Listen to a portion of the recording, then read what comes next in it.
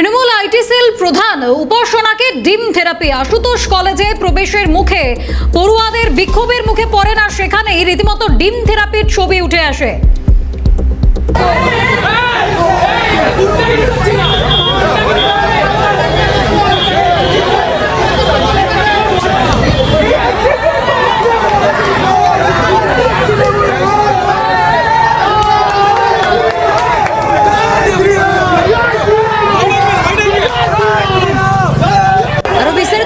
Telephone লাইনে রয়েছেন প্রতিনিধি রাজা সাহা। রাজা, তৃণমূলের আইটি সেলের প্রধান উপাসনাকে ডিম থেরাপি পড়ুয়াদের কি বলছেন তারা, কেন ক্ষোভ তার প্রতি?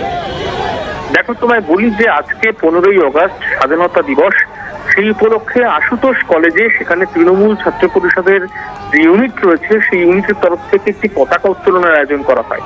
যেটা খবর পাওয়া যাচ্ছে যে সেই অনুষ্ঠানে যোগ দিতে যাচ্ছিলেন উপাসনা, এবং ঠিক সেই সময় কিন্তু তোমাকে বলি যে ছাত্রদের মধ্যে থেকেই এবং সেখানে একটা বচসা তৈরি হয় এবং তাকে ঢুকতে বাধা দেওয়ার হয় অভিযোগ যেটা পাওয়া যাচ্ছে এখনো পর্যন্ত, এবং তারপরেই উপাসনাকে উদ্দেশ্য করে ডিম ছুঁড়ে মারা হয়। এবং একেবারে তুমি দেখতে পাচ্ছ ভিডিওতে স্পষ্ট যে একের পর এক ডিম ছুঁড়ে মারা হয়েছে।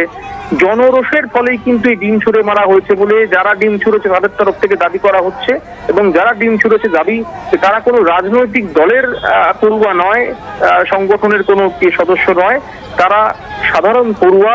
তাদের বেশ কিছু ক্ষোভ ছিল, সেই ক্ষোভের জায়গা থেকে তারা ডিম ছুঁড়েছে। বেশ, একদমই ধন্যবাদ রাজা। টেলিফোন লাইনে ছিলেন প্রতিনিধি রাজা সাহা।